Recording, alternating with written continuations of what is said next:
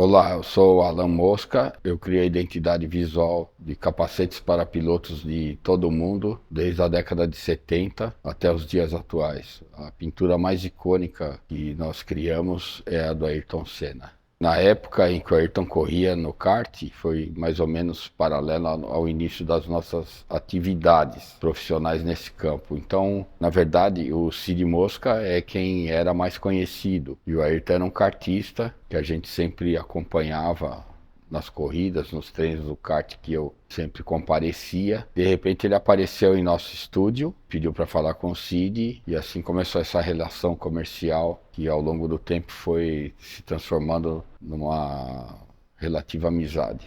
A primeira pintura que foi criada para o Ayrton foi em 1976, final de 75 ou início de 76, e era uma pintura toda branca com uma faixa azul serrilhada, né, em cima e virava para frente. Era bem simples, foi uma pintura que ele usou durante uma temporada e meia. Ele tinha mais ou menos 15 anos. O único pedido especial que aconteceu foi quando o Ayrton corria na Lotus Camel. Na verdade, quando ele corria na Lotus, que era John Player, que o carro era preto, a gente alterou o amarelo dele, tradicional, para o amarelo fluorescente. Quando a Lotus se transformou, se modificou para Lotus Camel, ele voltou para o amarelo tradicional. Quando ele foi para a McLaren, e isso já era uma intenção minha e do Cid, era voltar para o amarelo fluorescente, que a gente achava que ia ficar lindo no carro. Só que o seu Milton, pai dele, falou, ó,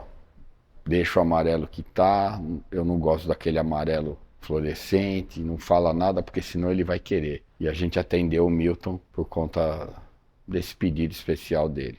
Em 79, o Ayrton foi convocado para defender o Brasil no Mundial de Kart no Estoril, em Portugal. E a determinação da Confederação de Kart era que cada país tivesse uma pintura ou uma cor específica para todos os pilotos da equipe. Então, a gente tinha pouco tempo, eram 4 capacetes para a gente pintar em uma semana. Então era uma coisa muito rápida, então foi tão rápida quanto foi possível, né? Então a gente se reuniu, eu e meu pai, bom, o que vamos fazer? Vamos fazer o capacete inteiro amarelo, porque amarelo seria uma cor do esporte brasileiro. Sempre teve amarelo no futebol, basquete, handball. A maioria dos esportes nacionais usavam a cor amarela. Então a gente decidiu fazer amarelo, que é uma cor quente, que aparece de longa distância. E daí eu lembro que eu combinei com meu pai fazer 2 faixas saindo dos olhos do piloto. O fato da faixa sair do olhar do piloto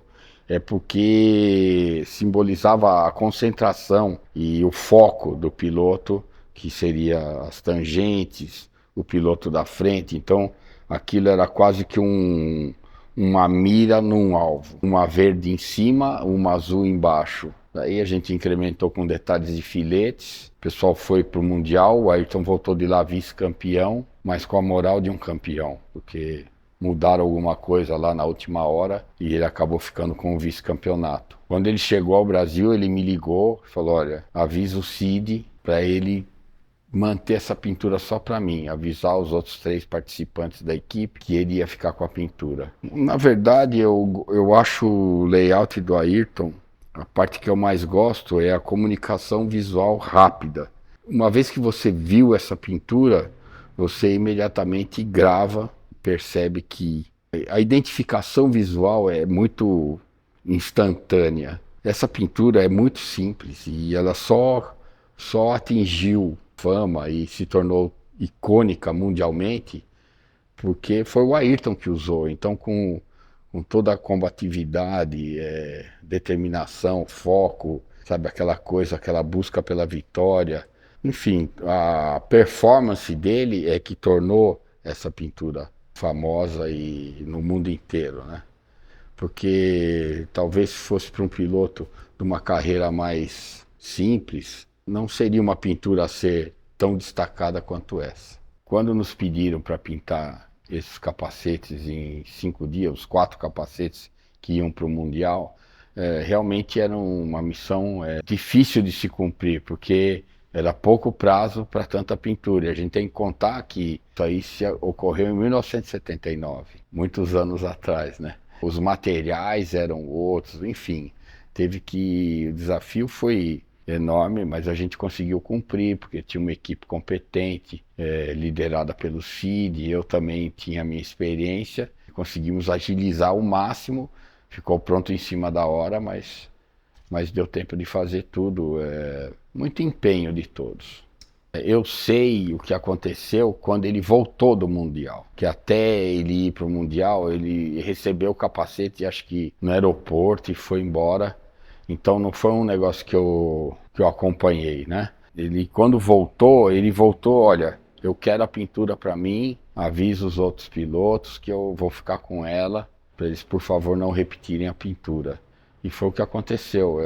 Então ele, ainda lembro das palavras, eu vou ficar com essa pintura o resto da minha carreira. E foi o que aconteceu. Isso que sim, porque tão patriota quanto ele sempre foi, deu motivo para ele adorar essa pintura, porque era como se ele tivesse indo o uniforme ou o capacete oficial do Brasil, né? Essa conclusão que chegaram desse título do capacete mais icônico do mundo, é lógico, eu adorei demais, mas eu queria que o meu pai soubesse disso em vida. Infelizmente, ele já tinha falecido quando isso aconteceu. O resultado dessa pesquisa foi que, entre os 10 mais icônicos, 3 seriam do Cid, né? Do nosso estúdio aqui. Então, do Ayrton, do Nelson Piquet e do Emerson Fittipaldi. Eu tenho muito orgulho por ter participado dessa obra, dessa criação, e estar há tanto tempo trabalhando em prol dos interesses do Ayrton Senna, do Instituto Ayrton Senna, da Senna Brands. É uma maneira de perpetuar o nome do Ayrton, né? Então eu me sinto parte desse legado todo, lógico, de uma maneira menor, mas importante também. Porque o capacete do Ayrton, a cara do Ayrton Senna é esse capacete, porque quem olha sabe que é o Ayrton Senna, né?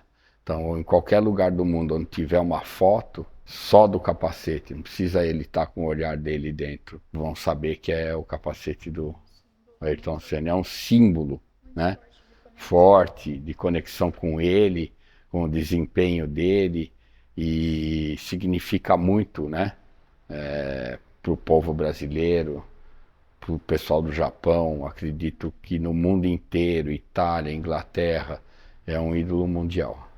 O Ayrton Senna, além de ser um grande piloto, era um grande homem, uma pessoa excepcional que durante todo o tempo que ele esteve de maneira tão intensa envolvido com as corridas, com pista, países diferentes, títulos, rivais diferentes, ele sempre encarou com muita seriedade, sempre foi para cima, um ídolo mundial por tudo isso, por ter tanto carisma assim, envolver tanto empenho, tanto drama que ele teve na carreira dele, mas isso tudo está registrado, né? Se a gente quiser ver um vídeo do Ayrton nas pistas, a gente vai lá, busca e assiste, mata a saudade do piloto. O homem Ayrton Senna, a gente não tem como matar tanta saudade, né? Tem só lembranças dele, boas, mas ele faz falta nesse sentido, de ser uma pessoa muito querida por mim, pela minha equipe, minha família, meu pai também adorava ele, né? Isso aí é o que mais faz falta. É assim, e ele está vivo dentro do ideal dele. Então isso é que é importante também.